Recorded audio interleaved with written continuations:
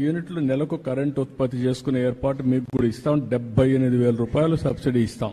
78,000 రూపాయలు సబ్సిడీ వస్తే మీకు అది ఇంకొక 70,000 80,000 అదనంగా ఖర్చు అవుతుంది. మీరు అది పెట్టేసుకోగలిగితే ఇన్స్టాల్మెంట్ బ్యాంకులో డబ్బులు ఇప్పించేస్తాం. మీరు ఆ డబ్బులు తీసుకుంటే మీరు ఇప్పుడు కట్టే కరెంట్ లో తక్కువ, దాంట్లో 70-60% ఇచ్చేస్తే 50% ఉండొచ్చు. ఇన్స్టాల్మెంట్ వర్కౌట్ చేయమంటున్నాను. అప్పుడు ఏమవుతుందంటే మీకు 4-5 సంవత్సరాల్లో మీ అప్పు తీరిపోయి తర్వాత కరెంటు ఉచితంగా మీరు చేసుకోవడమే కాకుండా ఇంకా ఎక్కువ ఉత్పత్తి చేస్తే తిరిగి డిపార్ట్మెంట్ కి ఇస్తే మీకు అదనపు ఆదాయం వస్తుంది. ఇది ఒక మార్గం. రెండో మార్గం, 200 యూనిట్ల వరకు మీరు కరెంట్ ఉత్పత్తి చేసుకుంటామంటే ఓసీలకు కూడా ఇచ్చేసి నేనే డబ్బులు ఖర్చు పెట్టి అవి కూడా ఇచ్చిన తర్వాత 55,000 రూపాయలు అదనంగా అవుతుంది.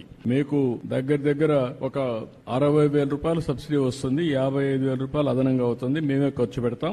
మీకు మిగిలిన కరెంటు మాకు ఇస్తారు. ఆ కరెంటు నెల వారీగా లెక్కేసుకుని మీకు చెప్తా ముందుగానే ఇంత వచ్చిందని. దానిపైన 3 ఏళ్ళు 4 ఏళ్లలో మీ అప్పు తీరిపోతుంది. ప్రస్తుతం ఉచితంగా కరెంట్ వస్తుంది. 3-4 ఏళ్ల తర్వాత మీకు అదనపు ఆదాయం వస్తుంది. మళ్ళీ దాని మీద మీరు డబ్బులు ఒక్క పైసా లేకుండా మీకు అదనపు ఆదాయం వచ్చే విధంగా చేస్తాం. ఇది చేసుకుంటే మీకు కరెంట్ ఛార్జీలు కట్టే పరిస్థితి లేదు. ఇండ్లకు గానీ పంప్ సెట్లకు గానీ కడాన మీ ఇంట్లోనే మోటార్ బైకులు ఉంటే మోటార్ బైకులు పెట్టుకోండి, సైకిళ్లు పెట్టుకోండి, ఆటోలు పెట్టుకోండి, కార్లు పెట్టుకోండి. మీ ఇంటి దగ్గరనే ఛార్జ్ చేసుకునే పరిస్థితి వస్తే పెట్రోల్ డీజిల్ ఖర్చు లేకుండా ఎక్కడికి పోవాలన్నా తిరుపతి పోయి చూసుకొని మళ్ళా హ్యాపీగా ఇంటికి వచ్చేయచ్చు. ఆ ఏర్పాటు కూడా చేస్తాం.